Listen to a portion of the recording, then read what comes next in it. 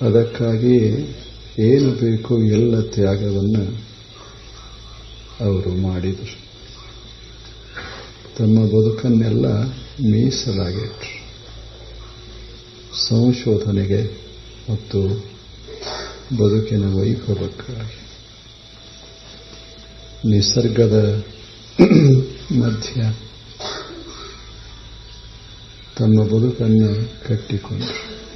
ನಾವು ಎಷ್ಟು ನಿಸರ್ಗಕ್ಕೆ ಸಮೀಪ ಹೋಗ್ತೇವೆ ಅಷ್ಟು ಸತ್ಯಕ್ಕೆ ಸಮೀಪ ಹೋಗ್ತೇವೆ ಅಂತ ಭಾವಿಸಿದರು. ನಮ್ಮಲ್ಲೂ ಹೊರದೇಶದಲ್ಲೂ ಎಲ್ಲ ಕಡೆ ನಿಸರ್ಗ ಭಗವಂತನ ಸುಂದರ ಕಲಾಕೃತಿ. ಇದರಲ್ಲಿ ದೇವನನ್ನು ಕಾಣುವ ಅವರ ದೃಷ್ಟಿಕೋನ ಅತ್ಯದ್ಭುತವಾಗಿತ್ತು. ಅಂಥ ಶರಣರು, ಸಂತರು, ಜ್ಞಾನಿಗಳು ಅವರು ಏನು ನಡೆದು ಹೋದರೂ ಅಂಥ ಪಥಗಳಿಗೆ ನಾವು ಶಾಂತಿ ಪಥ, ಸತ್ಯಪಥ, ಶಿವಪಥ ಅಂತ ಕರೆಯುವುದು. ಅಂಥ ಒಂದು ಸುಂದರ ಪಥವನ್ನು ನಾವೆಲ್ಲ ಕೆಲ ದಿನಗಳ ಕಾಲ ನೋಡಿವೆ. ಬಹಳ ಉಪಯುಕ್ತವಾದಂಥ, ಅಷ್ಟೇ ಸರಳ ಸುಭಗ ಅಂಥ ಪಥ. ಅದನ್ನು ಸಂಕ್ಷಿಪ್ತವಾಗಿ ನೋಡೋದಾದರೆ ಒಳ್ಳೆಯದನ್ನು ಕೇಳಬೇಕು, ಒಳ್ಳೆಯದನ್ನು ನೋಡಬೇಕು, ಒಳ್ಳೆಯದನ್ನು ಮಾಡಬೇಕು, ಒಳ್ಳೆಯದನ್ನು ಪ್ರೀತಿಸಬೇಕು ಮತ್ತು ಸತ್ಯವನ್ನು ಎದೆಯೊಳಗೆ ಜೋಪಾಸನ ಮಾಡಬೇಕು. ಅದರಿಂದ ಬದುಕು ಅದ್ಭುತವಾಗ್ತದೆ ಅಂತ ಹೇಳಿದರಲ್ಲ, ಅದು ಷಟ್ ಸ್ಥಳ.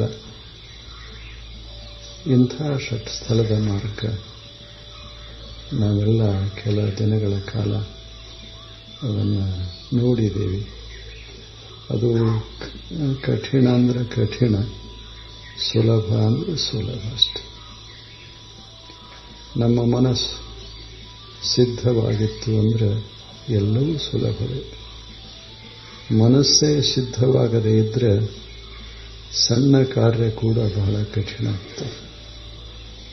ನಾವು ಮನಸ್ಸ ಮಾಡೋದು, ಮನೆಯಿಂದ ಹೊರಗೆ ಬರೋದು, ಈ ಅದ್ಭುತ ನಿಸರ್ಗದಲ್ಲಿ ಕಳೆಯೋದು ಕೆಲ ಕ್ಷಣಗಳನ್ನು, ನಮ್ಮನ್ನು ನಾವು ಮರೆಯೋದು, ನಿಸರ್ಗದ ಮಧ್ಯೆ ಬೆರೆಯೋದು, ಆ ಕ್ಷಣಕ್ಕೆ ಏನು ಅನುಭವಕ್ಕೆ ಬರ್ತದೆ ಅದೇ ಸತ್ಯ ದರ್ಶನ. ಅಂಥದ್ದು ಬಹಳ ಸುಂದರವಾದದ್ದು. ಅದನ್ನು ತಾವೆಲ್ಲ ಸುಮ್ಮನೆ ಮೆಲುಕು ಹಾಕಿದಿರಿ. ಈಗ ನಾನೇನು ಹೇಳೋದಿಲ್ಲ, ಆದರೂ ನೀವು ಏನಾದರೂ ಒಂದೆರಡು ಪ್ರಶ್ನೆ ಕೇಳೋದಿದ್ರೆ, ಒಂದೆರಡೇ ಕೇಳೋದಿದ್ರೆ ಕೇಳಬಹುದು. ಈಗೆಲ್ಲ ಶ್ರೀಗಳು ತಮ್ಮ ಉಪದೇಶದ ಸುಂದರ ಮಾತುಗಳನ್ನು ಹೇಳಲಿದ್ದಾರೆ ಮತ್ತು 2 ತಾಸುಗಳವರೆಗೆ ತಾವಿಲ್ಲಿ ಕೂಡಲಿದ್ದೀರಿ. 8:30ವರೆಗೆ ನೀವು ಕೂಡಬೇಕಿಲ್ಲ. ಬಹಳ ಒಳ್ಳೆ ಮಾತುಗಳನ್ನು ಕೇಳೋದೇ ಸತ್ಸಂಗ. ಇನ್ಯಾವುದು ಶಿವಾನುಭವ ಅಂದರೆ ಚಲೋ ಮಾತು ಕೇಳೋದು, ಹೇಳೋದು ಅಷ್ಟೇ ಬಿಟ್ಟರೆ ಏನದು. ಅದಕ್ಕೆ ಬಸವಣ್ಣನವರು ಹೇಳ್ತಾರೆ, ಎಲ್ಲದಕ್ಕೆ ಮೂಲ ಅಂದ್ರೆ ಏನು? ಸಂಘ ಅಷ್ಟೇ. ಗುರುವಿನ ಸಂಘ ಇಲ್ಲವೇ ಶರಣರ ಸಂಘ.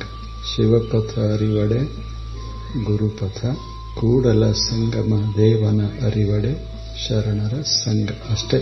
ಇವೇ ಅವರು ಕೊಟ್ಟ ಸುಂದರ ಸೂತ್ರ. ಇವು ಎರಡನ್ನ ಮಾಡ್ಕೋತಿದ್ದೇವಿ ಅಂದ್ರೆ ಎಲ್ಲ ತಾನೇ ಆಗ್ತದೆ. ನಾವೇನು ಇದು ಭಕ್ತ ಸ್ಥಳ, ಇದು ಮಹೇಶ್ವರ, ಇದು ಪ್ರಸಾದಿ ಅಂತ ಏನು ಗದ್ದಲ ಹಾಕಬೇಕಾಗಿಲ್ಲ. ಸುಮ್ಮನೆ ಒಂದು ಸ್ವಚ್ಛ ಹೃದಯ, ಅಂತರಂಗ ಶುದ್ಧಿ ಅಷ್ಟೆ. ಚಲೋ ಮಾತುಗಳನ್ನಾಡು. ಆದ್ದರಿಂದ ನಾವು ಅದಕ್ಕಾಗಿ ನಮ್ಮ ತಾವೇನು ಒಂದು 8 ದಿವಸ ನಸಿಕಿನಲ್ಲಿ ಎದ್ದು ಇಷ್ಟೆಲ್ಲ ಕಷ್ಟಪಟ್ಟು ಕಷ್ಟ ತಗೊಂಡು ಇಷ್ಟು ದೂರ 10-15 ಕಿಲೋಮೀಟರ ಅದು ಬಂದು ಇಲ್ಲೇನು ತಣ್ಣಗೆ ಕೂತ್ರೆಲ್ಲ ಅದಕ್ಕೆ ನಿಮಗೆ ಧನ್ಯವಾದ ಹೇಳಬೇಕು ಅಷ್ಟೆ. ಇದಕ್ಕಿಂತ ದೊಡ್ಡ ಕೆಲಸ ಯಾವುದದು? ನಿಮ್ಮಲ್ಲಿ ಕೆಲವರು ಲಿಂಗಾಯತರದಾರ, ಕೆಲವರು ಲಿಂಗಾಯತ ಇಲ್ಲದವರು ಅದಾರ. ಇವೆಲ್ಲ ಭೇದಗಳನ್ನು ಮರೆತು ಕೂತ್ರೆಲ್ಲ ಇದು ಬಹಳ ದೊಡ್ಡ ಕೆಲಸ. ಯಾವುದದ ಎಲ್ಲ ಮರೆಯೋದದ ಈ ಜಗತ್ತ ನಿಮ್ಮದೂ ಅಲ್ಲ, ಇದು ದೇವರ ಜಗತ್ತ. ಇದು ಇಂಥ ಜಗತ್ನಾಗ ತಣ್ಣಗೆ ಕೂಡೋದು. ಇದೊಂದು ಗಿಡ ಅದ, ಗಿಡದ ಕೆಳಗೆ ನೀವು ಯಾರು ಕೂತರ್ರಿ ಏನು ಇಂಥವ್ರೇ ಕೂಡಬೇಕಂತ ಹೇಳ್ತದ ನಾವು. ಹಾಗೆ ಈ ಜಗತ್ತ ಎಲ್ಲರಿಗೂ ಸ್ವಾಗತ ಮಾಡಿದೆ. ನಾವು ನಮ್ಮ ಭಾವನೆಗೆ ತಕ್ಕಂಗೆ ಸುಂದರ ಜಗತ್ತನ್ನು ಅನುಭವಿಸ್ತಾ ಸಂತೋಷಪಟ್ಟು ಹೋಗೋದದ ಒಂದು ದಿವಸ. ಅದಕ್ಕೇನು ಒಂದು 8 ದಿವಸ ತಣ್ಣ ಕೂತ್ರೆಲ್ಲ ನಮಗಂತೂ ಬಹಳ ಸಂತೋಷ ಆಗ್ಯದ. ಮನ್ಯಾಗ ಎಷ್ಟು ತಂಪು ಸಿಗುವುದಿಲ್ಲ, ಇಲ್ಲಿ ಅಷ್ಟು ತಂಪು ಅಲ್ಲೆಲ್ಲಿರ್ತದೆ. ಅಲ್ಲಿ ಬೇಕು ಬೇಡ ಕೊರತೆ ಅದು ಇದು ಎಲ್ಲವೂ ಇರ್ತದೆ. ಇಲ್ಲಿ ಯಾವುದೇನಿಲ್ಲ, ಮ್ಯಾಲ ಮಂಟಪಿಲ್ಲ, ಕೆಳಗೆ ಕುರ್ಚಿಲ್ಲ. ಎಷ್ಟು ಮಜಾ ಅದ.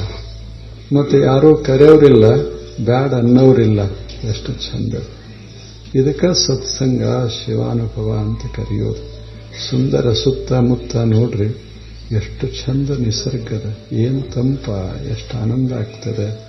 ಇಂಥ ನಿಸರ್ಗಕ್ಕಿಂತ ದೊಡ್ಡ ಮಂಟಪ ಎಷ್ಟು ಹಾಕಿದಾರ್ರಿ. ನೀವು ಊರು ತುಂಬ ಮಂಟಪ ಹಾಕಿದ್ರು ಮಂಟಪ ಖಂಡಿತೆ ವಿನಃ ನಿಸರ್ಗ ಸಮೀಪ ಬರಲಿಲ್ಲ. ಅದಕ್ಕೆ ಆಕಾಶವೇ ಅದೇನೋ ಹೇಳ್ತಾರಲ್ಲ, ಇದೇನು ಆಕಾಶವೇ ಹೋಲಿಕೆ ಇದೆ. ಎಷ್ಟು ಚಂದದ ಮ್ಯಾಲೆಲ್ಲ. ಮತ್ತು ಇಷ್ಟೆಲ್ಲ ಗಿಡಗಂಟೆಗಳೆಲ್ಲ ಕಂಬಗಳಷ್ಟೆ. ನೀವೇನು ಕೂತೀರಿ, ಎಲ್ಲಿ ಕೂತೀರಿ, ಅವೇ ಸುಂದರ ಸಿಂಹಾಸನಗಳು. ಇದಕ್ಕಿಂತ ದೊಡ್ಡ ಸಿಂಹಾಸನ ಏರಿದವ್ರು ಇಳಿತಾರೆ, ನಮ್ಮನ್ನು ಇಳಿಸೋರು ಯಾರದ? ಯಾರು? ಅಲ್ಲಿ ಮ್ಯಾಗ ಕೂತವ್ರು ಕೆಳಗೆ ಬರಬೇಕಾಗ್ತದೆ. ನಾವು ಕೆಳಗೆ ಹೋಗೋದಿಲ್ಲ, ಹೋದರೆ ಮ್ಯಾಲೆ ಹೋಗೋದೇ ವಿನಃ ಕೆಳಗೆ ಹೋಗೋದಿಲ್ಲ. ಎಷ್ಟು ಚೆನ್ನಾಗದ. ಇಂಥ ಜೀವನವನ್ನ ಶರಣರ ಸಾಗಿಸಿದ್ರು, ಸಂತರ ಸಾಗಿಸಿದ್ರು. ಜಗತ್ನ್ಯಾಗ ಬಹಳ ಸರಳ ಸರಳ ಸರಳ ಹಾಂಗ ಜೀವನವನ್ನ ಸಾಗಿಸುವ ಒಂದು ವಿಧಾನ ಇದು. ಅದಕ್ಕೆ ತಮಗೆಲ್ಲ ಧನ್ಯವಾದ ಹೇಳೋದು ಬಹಳ ಅವಶ್ಯ. ತಾವೇನು ಬಂದ್ರಿ, ಎಲ್ಲ ಕೆಲಸ ಬಿಟ್ಟು ನಶಿಕಿನಾಗಿ ಎದ್ದು ಬರೋದೇನು ಸಾಮಾನ್ಯ ಮಾತೇನು. ಅದು ಇಷ್ಟು ದೂರ, ಅಲ್ಲೇ ಊರಾಗಿದ್ರೆ ಬರುವುದಿಲ್ಲ, ಇಷ್ಟು ದೂರ ತಾವೆಲ್ಲ ಬಂದ್ರೆಲ್ಲ ಇದಕ್ಕೆ ಬಹಳ ಧನ್ಯವಾದ. ಇಲ್ಲಿ ಎಲ್ಲ ಯುವಕ ಮಂಡಳದವರು ಇದೊಂದಿಷ್ಟು ಆಸೆ ಅವರಿಗೆ, ಏನೋ ಒಂದು ಷಟ್ಸ್ಥಳ ಅಂತದೆ, ಅದನ್ನು ಒಂದಿಷ್ಟು ಯಾಕೆ ನೋಡಬಾರದು ಅಂತ ಅವ್ರದ್ದು ಆಸೆ. ಅದಕ್ಕೆ ಗುರುಗಳು ಶರಣರ ಪರಿಚಯ ಮಾಡಿಕೊಟ್ಟಾರೆ, ಜೀವನದ ಪರಿಚಯ ಮಾಡ್ಯಾರ. ಆ ಬಳಿಕ ಒಂದಿಷ್ಟು ಷಟ್ಸ್ಥಳದ ಕೆಲ ಮಾತುಗಳನ್ನು ನೋಡಿದ್ದೇವೆ. ಎರಡನ್ನ ಸುಮ್ಮನೆ ತಾವು ಶಾಂತವಾಗಿ ಕೂತು ಕೇಳಿರಿ. ನೀವೇನು ಸಾಮಾನ್ಯರೇನು? ಪ್ರಶ್ನೆ ಕೇಳಕತ್ತಿದ್ರೆ ಅವರು ನಿಮ್ಮ ಅಮಾಯಕ ಪ್ರಶ್ನೆಗಳು ಎಂತ ಅದ್ಭುತ ಆಗುತ್ತೆ. ಅದನ್ನು ಉತ್ತರಿಸುವ ಸಾಮರ್ಥ್ಯ ಯಾರಿಗೂ ಇರೋದಿಲ್ಲ. ಆದರೂ ಎಲ್ಲ ತಣ್ಣ ಕೂತು ಕೇಳಿರಲ್ಲ, ಏನೂ ಮಾಡಲಾರದು. ಅದಕ್ಕೆ ನಾವು ಬಹಳ ಸಂತೋಷ ವ್ಯಕ್ತ ಮಾಡಬೇಕು. ಹೀಗೇ ಕಾರ್ಯಕ್ರಮಗಳನ್ನು ಮಾಡಬೇಕು. ಪ್ರಪಂಚ ಹೆಂಗೆ ನಿರಂತರ 100 ವರ್ಷ ಸಾಕ್ತದೆ, ಈ ಅಧ್ಯಾತ್ಮ ಪ್ರಪಂಚನೂ ಒಂದು ಇಟ್ಟು ಇರಬೇಕು. ಅದರ ಮೇಲೆ ಮೇಲೆ ಮೇಲೆ ವರ್ಷಕ್ಕೊಂದ್ಸಲ, 2 ವರ್ಷಕ್ಕೊಂದ್ಸಲ ಅಂತಲ್ಲ, ನೀವು ಮೇಲೆ ಉಸಿರಾಡಿಸಿದಂಗೆ ಯಾವಾಗ ಸಾಧ್ಯದ ಸತ್ಸಂಗ ಅವಾಗ ಮಾಡಬೇಕು. ಇವೆಲ್ಲ ಆಶ್ರಮ ಇರೋದು ಅದಕ್ಕೆ, ಸುಮ್ಮನೆ ಸತ್ಸಂಗ ಮಾಡೋದಕ್ಕೆ. ಅಂಥ ಒಂದು ಸತ್ಸಂಗ ತಾವೆಲ್ಲ ಇಲ್ಲಿ ಮಾಡ್ತಾನೇ ಇದ್ದೀರಿ. ಈ ಬೆಳಗಾವಿ ಪಟ್ಟಣದಲ್ಲಿ ನಿರಂತರ ಸತ್ಸಂಗಗಳಲ್ಲಿ ನಡೀತಾ ಇದ್ದಾವ. ಅದರಲ್ಲಿ ಪರಮ ಪೂಜ್ಯರ ಆಸರೆ ನಿಮಗೆ, ಅವರ ಆಸರೆಯಲ್ಲಿ ಹೀಗೇ ನಿರಂತರ ನಡೀಲಿ ಅಂತ ನಾನು ಹಾರೈಸ್ತೇನೆ. ತಮಗೆಲ್ಲ ನಮಸ್ಕಾರಗಳನ್ನು ಹೇಳ್ತೇನೆ. ಆ ಬಳಿಕ ತಾವು ಒಂದೆರಡು ಪ್ರಶ್ನೆಗಳನ್ನು ಕೇಳಬಹುದು ಅಷ್ಟೆ. ಮತ್ತು ಏನಾರೇ ಕೇಳಬೇಡ್ರಿ, ಏನು ಆಗ್ಯದ ಅದರ ಸಲುವಾಗಿ ಅಷ್ಟೆ.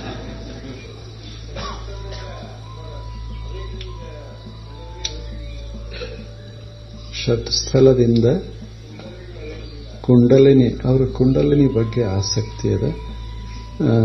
ಕುಂಡಲಿನಿ ಅಂದ್ರೆ ಏನಲ್ಲ, ಅಧೋಮುಖಿಯಾದಂಥ ಮನಸ್ಸು ಊರ್ಧ್ವಮುಖಗೊಳ್ಳುವುದಕ್ಕೆ ಕುಂಡಲಿನಿ ಅಂತ ಕರೀತಾರೆ. ಇದು ಕುಂಡಲಿನಿ ಅನ್ನೋದೊಂದು ಹಠಯೋಗದ ಶಬ್ದ. ಇದು ಬಹಳ ಸುಂದರವಾದ ಶಬ್ದ. ಕುಂಡಲಿನಿ ಅಂದರೆ ಮನಸ್ಸಿನ ಪ್ರವೃತ್ತಿ ಕೆಳಮುಖವಾಗಿರ್ತದೆ ಯಾವಾಗಲೂ. ಅಂದರೆ ವಿಷಯಗಳತ್ತ ಅದು ಹರಿತಾ ಇರ್ತದೆ.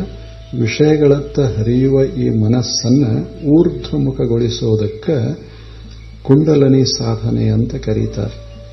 ಅಂದರೆ ವಿಷಯದಿಂದ ನಿರ್ವಿಷಯದತ್ತ ಮನಸ್ಸನ್ನು ಎತ್ತರಿಸೋದು. ಅದು ಹಂತ ಹಂತ ಹಂತವಾಗಿ ಆಧಾರ, ಸ್ವಾಧಿಷ್ಠಾನ, ಮಣಿಪೂರಕ, ಅನಾಹತ, ವಿಶುದ್ಧಿ, ಆಜ್ಞಾ, ಸಹಸ್ರಾರ, ಹಿಂಗೆ ಶಿಖಾ, ಪಶ್ಚಿಮ, ಹಿಂಗೆ ಏರ್ಕೋತ ಹೋಗೋದು. ಮನಸ್ಸು ವಿಶಾಲ ಅಕ್ಕೋತ ಹೋಗೋದು. ಮನಸ್ಸಿನ ಗ್ರಂಥಿಗಳಿರ್ತಾವಲ್ಲ ಅವುಗಳನ್ನು ಬಿಡಿಸ್ತಾ ಹೋಗೋದಕ್ಕೆ ಕುಂಡಲಿನಿ ಸಾಧನೆ ಅಂತ ಕರೀತಾರೆ. ಅದನ್ನು ಷಟ್ಸ್ಥಲದಲ್ಲಿ ಅಂದರೆ ನ, ಮ, ಶಿ, ವಾ, ಯ, ಓಂ ಇವು ಷಟ್ಸ್ಥಲ. ಇವೇ ಷಟ್ಸ್ಥಲ. ನಕಾರ ಆಧಾರ, ಸ್ವಾಧಿಷ್ಠಾನ, ಮಣಿಪೂರಕ, ನಮ, ಶಿ, ವಾ ಯದಿ, ಯ ಇದು ಕಂಠ, ಆ ಬಳಿಕ ಆಜ್ಞಾಚಕ್ರ. ಇಂಥಲ್ಲಿ ಮನಸ್ಸನ್ನು ಕೇಂದ್ರೀಕರಿಸ್ತೇವಲ್ಲ, ಕೇಂದ್ರೀಕರಿಸುವಾಗ ಏನೇನು ಸಹಾಯಕ ತಗೋತೇವೆ ಅವುಗಳಿಗೆ ಸಕೀಲಗಳು ಅಂತ ಕರೀತಾರೆ. ಅವೇ ಸಕೀಲಗಳು. ಉದಾಹರಣೆಗೆ ಆಧಾರ ಚಕ್ರದಲ್ಲಿ ಒಂದು ಹೂವು, ಆ ಹೂವೇ ಸಕೀಲ. ಅದೊಂದು ಕೆಂಪು ಹೂವು ಅಂತ ಇಟ್ಕೊಳ್ಳಿ. ಕೆಂಪು ಹೂವು ಒಂದು 4 ದಳ, ಅದರಾಗ ನಕಾರ ಪ್ರಣವ, ಅದರಾಗ ಆಚಾರ ಲಿಂಗ, ಹೀಗಿಟ್ಟು ಒಬ್ಬ ಭಕ್ತ ಅಂತ ಭಾವ ತಾಳೆ ಅದನ್ನು ಮನಸ್ಸನ್ನಲ್ಲಿ ಕೇಂದ್ರೀಕರಿಸ್ತೇವಲ್ಲ ಆಚಾರ ಲಿಂಗದಲ್ಲಿ. ಇದು ಆಧಾರದಲ್ಲಿ ಭಕ್ತಿ ಸ್ಥಳದ ಸಾಧನ. ಇದು ಹೀಗೆ 6 ಸ್ಥಳ ಮಾಡ್ಕೋತ ಹೋದೇವಿ ಅಂದರೆ ಇಲ್ಲಿ ಮನಸ್ಸು ನಿಲ್ತದೆ. ಆ ಬಳಿಕ ಮೇಲೆ ಹೋಗಿ ಮನಸ್ಸು ಮರೆಯಾಗ್ತದೆ, ಅಮನ ಆಗ್ತದೆ. ಅದೇ ಕುಂಡಲಿನಿಯ ಪರಮ ಜಾಗೃತಿ ಅಂತ ಕರೆಯೋದು. ಅದಕ್ಕೆ ಷಟ್ಸ್ಥಲದಿಂದ ಕುಂಡಲಿನಿ ಜಾಗೃತಿ ಮಾಡಬಹುದು ಅಷ್ಟೆ. ಪ್ರಶ್ನೆ ಏನಿಲ್ರಿ, ನಮ್ಮ ಅನಿಸಿಕೆ ಬಗ್ಗೆ ಒಂದು ಪುಟ್ಟ ಕವನ.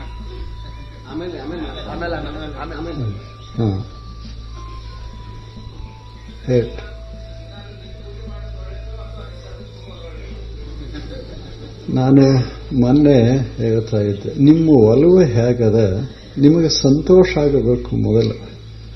ನಿಸರ್ಗದಲ್ಲಿ ಹೋಗಿ ವನವೆಲ್ಲ ನೀವೇ ಅಂದರೆ ಅದರಂಥ ದೊಡ್ಡದು ಯಾವುದದು? ಮನೆಯೊಳಗೆ ಕೂತ್ಕೊಂಡು ಎಲ್ಲ ಲಿಂಗವೇ ನೀನೇ ಅಂತಂದ್ರೆ ಅದು ಸರಿ. ಯಾವುದು ಮಹತ್ವದ್ದಲ್ಲ, ನಮ್ಮ ಮನಸ್ಸು ಅದರಲ್ಲಿ ತನ್ಮಯ ಆಗಬೇಕು. ಅದು ಬಹಳ ಮಹತ್ವದ್ದು. ನಾದದಲ್ಲಿ ತನ್ಮಯ ಆಗಬಹುದು, ಬಿಂದುವಿನಲ್ಲಿ ಆಗಬಹುದು, ಕಲೆಯಲ್ಲಿ ಆಗಬಹುದು. ನಿಸರ್ಗದ ಮಧ್ಯ ಮನಸ್ಸ ಬೆರೆತು ಹೋಗಿ ಬಿಡಬಹುದು. ಬಹಳಷ್ಟು ಜನ ಸಂತರು ನಿಸರ್ಗದಲ್ಲಿ ಬೆರೆತು ಹೋಗಿಬಿಟ್ರು. ಅದು ಅದ್ಭುತ. ನಿಸರ್ಗವೇ ಗಗನವೇ ಗುಂಡಿಗೆ. ಅಲ್ಲಮ ಪ್ರಭು ಹೇಳಿದ್ರಲ್ಲ, ಅವ್ರಿಗೇನು ನಿಸರ್ಗವೇ ಗಗನವೇ ಗುಂಡಿಗೆ, ಆಕಾಶವೇ ಅಗ್ಗವಣಿ, ಚಂದ್ರ ಸೂರ್ಯರಿಬ್ಬರೂ ಪುಷ್ಪ, ಬ್ರಹ್ಮನೇ ಧೂಪ, ವಿಷ್ಣುವೇ ದೀಪ, ರುದ್ರನೋಗರ. ಇದು ಗುಹೇಶ್ವರ ಲಿಂಗದ ಪೂಜೆ ನೋಡ. ನಿಸರ್ಗದ ಮಧ್ಯ ಬೆರೆತು ಹೋಗಿ ಬಿಡೋದು ಮನುಷ್ಯ ಬಹಳ ಅದ್ಭುತ. ಇದು ಮರೆಸಿ ಬಿಡುತ್ತದೆ. ಲಿಂಗ ಸಾಧನೆ ಮಾಡುವವರು ಅದರಲ್ಲಿ ಸಾಧನೆಯನ್ನ ಮಾಡೋದು, ಇದೇ ಲಿಂಗ ಅಂತ ಭಾವಿಸಿ ಬಿಡೋದು. ಎರಡು ಬೇಕಾದ್ದು ಮಾಡಬಹುದು.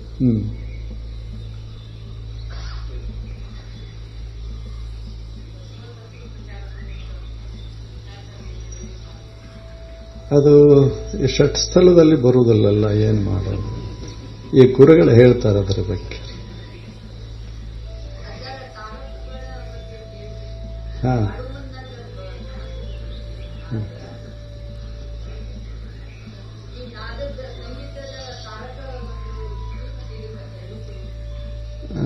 ಎರಡಕ್ಕೆ ಸ್ವಲ್ಪ ಕಷ್ಟ ಹೇಳೋದು. ತಾರಕ ಅಂದ್ರೆ ಈಗ ಅಮನಸ್ಕ ತಾರ, ಮಧ್ಯ ತಾರ, ಸಾಂಖ್ಯ ತಾರ ಅಂತ 3 ತಾರಕಗಳು. ತಾರಕ ಇದರ ಅರ್ಥ ಯಾವುದು ಮನಸ್ಸನ್ನ ತಾರಿಸ್ತದೆ ಅಂಥ ಒಂದು ಕಾರ್ಯದಲ್ಲಿ ಮನಸ್ಸನ್ನು ತೊಡಗಿಸೋದಕ್ಕೆ ತಾರಕ ಅಂತೆ. ಈಗ ಸ ರೇ ಗ ಮ ಅಂತಂತೆ ಅದನ್ನು ಏರಿಸುವಾಗ ಮನಸ್ಸು ತನ್ಮಯ ಆಕೋತ ಹೋಗ್ತದೆ. ಕೊನೆಗೆ ತಾರಕಕ್ಕೆ ಹೋಗಿ ಅದು ನಿಂತು ಬಿಡ್ತದಲ್ಲ, ಅದಕ್ಕೆ ತಾರಕ ಯೋಗ ಅಂತ ಕರೀತೇವೆ. ಹೊರಗೆ ನಾದ ತಾರಕ ಅಂತ.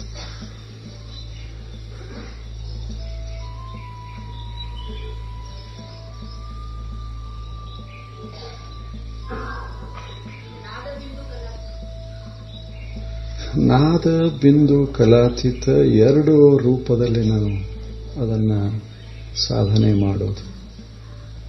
ಮೊದಲ ತಾತ್ವಿಕ ನಾದ ಬಿಂದು ಕಲೆ, ಅದು ತಾತ್ವಿಕ ಚಿಂತನೆ. ಅಲ್ಲಿಂದ ಸಾಧನಾತ್ಮಕ ನಾದ ಬಿಂದು ಕಲೆ, ಇದು ಸಾಧನಾತ್ಮಕ. ಅಲ್ಲಿ ತಾತ್ವಿಕ ಹೇಗಿರ್ತದಂದ್ರೆ, ನಾದ ಅಂದ್ರೆ ವಿಶ್ವ ನಿರ್ಮಾಣ ಆಗುವಾಗ ಒಂದೇನು ಕಂಪನ ಆಗ್ತದೆ ಅದಕ್ಕೆ ನಾದ ಅಂತ ಕರೀತಾರೆ. ಬಿಂದು ಅಂದ್ರೆ ಮಹಾಲಿಂಗ, ಕಲಾ ಅಂದ್ರೆ ಇಷ್ಟೆಲ್ಲ ಜಗತ್ತು, ಮೂಲ ಸೂಕ್ಷ್ಮ ಸ್ಪಂದನೆ, ಆ ಬಳಿಕ ಒಂದು ರೂಪ, ನಂತರ ಈ ಸಮಸ್ತ ಜಗತ್ತು. ಅಂದ್ರೆ ಪರಶಿವನಿಂದ ಹಿಡಿದು ಈ ಜಗತ್ತು ಏನು ಉಂಟಾಯಿತೋ ಇದು ಎಲ್ಲವೂ ಕೂಡಿ ನಾದ ಬಿಂದು ಕಲೆ. ಇದಕ್ಕೆ ಜಗತ್ತು ಅಂದ್ರೂ ಸರಿ, ಒಟ್ಟು ವಿಶ್ವ ಏನದ ಅದೇ ನಾದ ಬಿಂದು ಕಲಾತ್ಮಕ. ಇದು ವೈಶ್ವಿಕ ತಾತ್ವಿಕ. ಇನ್ನು ಸಾಧನಾತ್ಮಕ ಮಾಡುವಾಗ ನಾದವನ್ನು ಕೇಳಿ ಆ ನಾದದಲ್ಲಿ ಮನಸ್ಸನ್ನು ಮಗ್ನಗೊಳಿಸ್ತೇವೆ. ಅದು ನಾದ ಬಹಳ ಸೂಕ್ಷ್ಮ, ಓಂಕಾರ ನಾದ. ಹೀಗೆ ಯಾವುದರಿ ನಾದ, ಓಂಕಾರ ನಾದ. ಆ ಬಳಿಕ ಬಿಂದು ಅಂದ್ರೆ ಒಂದು ಜ್ಯೋತಿರ್ಬಿಂದು, ಅದು ಅದರಲ್ಲಿ ಮನಸ್ಸನ್ನು, ಈಗ ಲಿಂಗದಲ್ಲಿ ಜ್ಯೋತಿರ್ಬಿಂದು ಧ್ಯಾನ ತಾವು ಮಾಡ್ತಾರೆ, ಅದರಲ್ಲಿ ಮನಸ್ಸನ್ನು ಮಗ್ನಗೊಳಿಸೋದು. ಆ ಬಳಿಕ ಕಲೆ ಅಂದರೆ ಒಂದು ರೂಪ, ಅದರಲ್ಲಿ ಮನಸ್ಸನ್ನು ಮಗ್ನಗೊಳಿಸೋದು. ನಾದ ಬಿಂದು ಮತ್ತು ಕಲೆ, ಇವು ಮೂರನ್ನ ಬಳಸೋದು. ಯಾರು ಬಳಸಿದ್ರು, ಯಾವುದೇ ಧರ್ಮದಲ್ಲಿ ಬಳಸಲಿ, ಯಾವುದೇ ಸಾಧಕ ಬಳಸಲಿ, ಮೂರೇ ಇರೋದು. ನಾದ ಸಾಧನೆ, ಬಿಂದು ಸಾಧನೆ, ಇಲ್ಲವೇ ಕಲಾ ಸಾಧನೆ.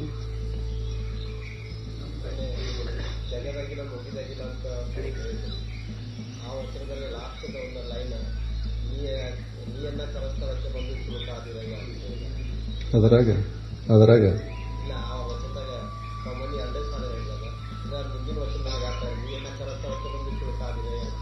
ಐತಿ ಅದ್ರಾಗ ಅಲ್ಲ, ಇದರಲ್ಲಿ ಅದ ಅಲ್ಲಮ ಪ್ರಭು, ಅದು ಬಸವಣ್ಣನವ್ರದ್ದು. ಅಲ್ಲಿ ನಾನು ನನ್ನ ತಲೆಯೊಳಗೆ ಅಲ್ಲಮ ಪ್ರಭು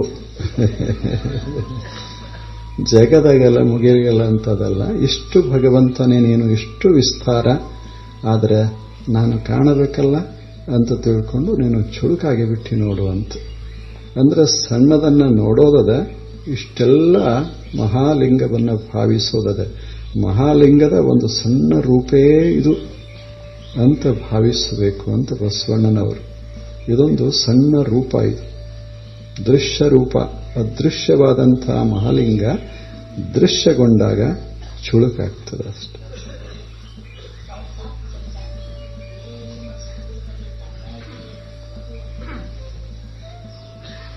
ಹೇಳ್ರಿ.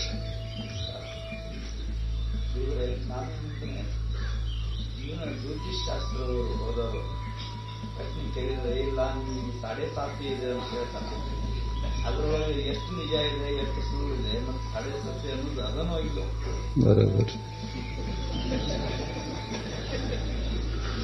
ಇದೊಂದು 7.5 ಇದು.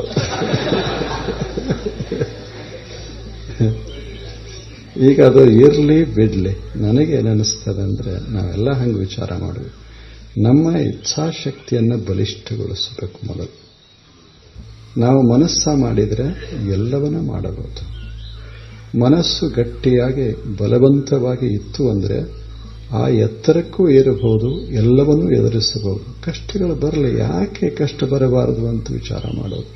ಕಷ್ಟಗಳು ಬರ್ತಿರಬೇಕು, ನಾನು ಸಮರ್ಥವಾಗಿ ಅವುಗಳನ್ನು ಎದುರಿಸ್ತಾ ಇರಬೇಕು ಅನ್ನುವ ಮನೋದಾರ್ಢ್ಯ ಇತ್ತು ಅಂದರೆ ಯಾವುದಿದ್ರೇನಾಯ್ತು.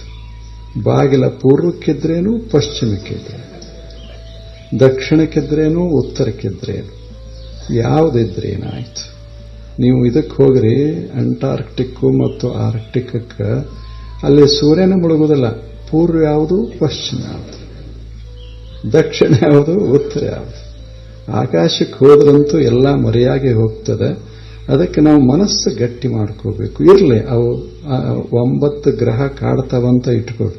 ಶನಿ ಕಾಡ್ತಾನ, ಗುರು ಕಾಡ್ತಾನೆ, ಎಲ್ಲರೂ ಕಾಡೋರೇ ಅದಾರ ಈ ಜಗತ್ತಿನಾಗ. ಮ್ಯಾಲ 9, ಇಲ್ಲಿ 90 ಇವೆಲ್ಲ ಇರುವೆ. ಇಂಥದರ ಮಧ್ಯ ಮನಸ್ಸನ್ನ, ಸಂಕಲ್ಪ ಶಕ್ತಿಯನ್ನ ಬೆಳೆಸ್ಕೋಬೇಕು. ಏನಾಗೋದಿಲ್ಲ ನನಗೆ. I can live in the midst of all the sufferings. ಹಿಂಗೆ ಭಗವಂತನೇ ನನಗೆ ಅಂಥ ಶಕ್ತಿ ಕೊಡು. ನಾನು ಬಲಿಷ್ಠನಾಗಬೇಕು, ನಾನು ಎಲ್ಲವನ್ನೂ ಎದುರಿಸಬೇಕು. ನೀನು ಬೇಕಾದಷ್ಟು ಕಾಡು, ನೋಡು ನಾನು ಹೆಂಗೆ ಎದುರಿಸ್ತೀನಿ ಅನ್ನೋ ಮನೋಭಾವ ಬಂತಂದ್ರೆ ಅವ್ರು ನಮ್ಮ ಸಮೀಪ ಬರುವುದಿಲ್ಲ. 7.5 ಬರುವುದಿಲ್ಲ, 8.5 ಬರುವುದಿಲ್ಲ. ಮತ್ತು ನಾವು ಹೆದರ್ದೇವೆ ಅಂದ್ರೆ ಎಲ್ಲನೂ ಬರ್ತಾವೆ. ಬರೇ 7.5 ಯಾಕೆ, 3.5 ಬರ್ತಾವ, 1.5 ಎಲ್ಲ ಬರ್ತಾವ. ಸಣ್ಣ ಸಹಿತ ದೊಡ್ಡ ಸಮಸ್ಯೆಯಾಗಿ ಮಾರ್ಪಡ್ತಾವೆ. ಅದಕ್ಕೆ ಅದು ಇರಲಿ ಬಿಡ್ಲಿ, ಅದ್ರ ಬಗ್ಗೆ ಬಹಳ ತಲೆ ಕೆಡಿಸಿಕೊಳ್ಳಾರದೆ ನಾನು ಚೆನ್ನಾಗಿ ಇರೋದು, ಗಟ್ಟಿಯಾಗಿರೋದು ಮನಸ್ಸಿನಲ್ಲಿ.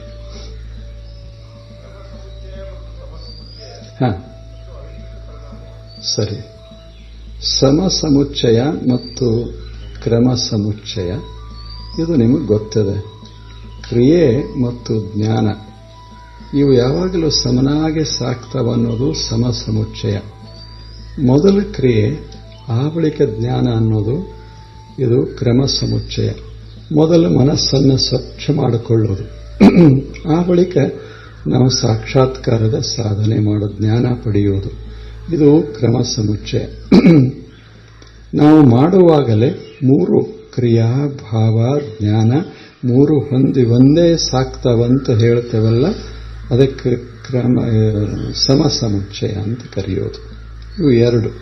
ಈಗ ನಾವು ನಡೀತೇವೆ. ನಡೆಯುವಾಗ ನಡಿಗೆನೂ ಅದ, ನೋಡೋದು ಅದ. 2 ನಡಿಗೆ ಅದ, ನೋಡೋದದ. ನೋಡೋದು ಜ್ಞಾನ, ನಡಿಗೆ ಕ್ರಿಯಾ ಸಮನಾಗಿನೇ ಸಾಕ್ತಾ ಹೋಗ್ತದೆ. ಇದು ಸಾವಕಾಶ ಹೋಗೋದು. ಆ ಬಳಿಕ ಕ್ರಮ ಹೇಗಿರ್ತದಂದ್ರೆ, ಒಂದು ಪಣತಿ ಸ್ವಚ್ಛ ಮಾಡೋದು, ಚಲೋ ಎಣ್ಣೆ ಹಾಕೋದು, ಅದರಾಗ ಒಂದು ಬತ್ತಿ ಇಡೋದು, ಇಷ್ಟು ತಯಾರಿ ಮಾಡೋದು, ಹಚ್ಚಿ ಬಿಡೋದು, ತಾನೇ ಉರ್ಯಾಕ್ ಶುರುವಾಗ್ತದೆ ಜ್ಞಾನ. ಇದು ಕ್ರಮ. ಮೊದಲ ಇದು, ಆ ಬಳಿಕ ಇದು. ಹೀಗೆ ಕ್ರಮ ಮತ್ತು ಸಮ ಅಂತ 2 ಸಮುಚ್ಚಯಗಳನ್ನು ನಮ್ಮ ತತ್ವಜ್ಞಾನಿಗಳು ಬಳಸ್ತಾ ಇರ್ತಾರೆ. ಅಲ್ಲಿಂದ ಅವಿಕೃತ ಪರಿಣಾಮವಾದ ಅಂದ್ರೆ ನೀರ, ಅದು ತೆರೆಯಾಗ್ತದೆ. ಆದರೆ ತೆರೆಯಾದರೂ ಸಹಿತ ಅದಕ್ಕಿಂತ ಅದು ಭಿನ್ನಲ್ಲ. ನೀರಿನ ಒಂದು ರೂಪೇ ತೆರೆ. ಹಂಗೆ ಭಗವಂತನ ಒಂದು ಸುಂದರ ಇದೇನು ವಿಸ್ತಾರ ಅದ, ಇದು ಭಗವಂತನ ವಿಸ್ತಾರ. ಇದು ಅವನದೇ ಒಂದು ರೂಪ ಅಂತ ಭಾವಿಸೋದು ಅವಿಕೃತ ಪರಿಣಾಮವಾದ. ಅಂದ್ರೆ ಮೂಲ ಕೆಡದೆ ಜಗತ್ತು ತೋರ್ತಾನೆ ಇರ್ತದೆ. ಸಾಗರ ಕೆಡೋದಿಲ್ಲ, ಇವು ತೋರ್ತಾ ಇರ್ತಾವೆ. ತೆರೆಗಳು ಏಳ್ತಾವ, ಬೀಳ್ತಾವ ಅಷ್ಟೆ.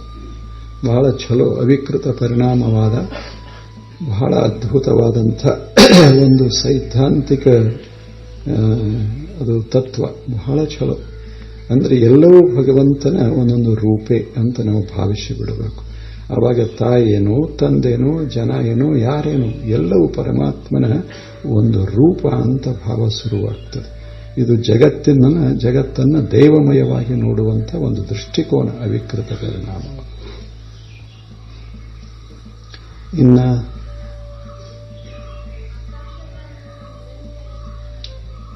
ಏನ್ರಿ,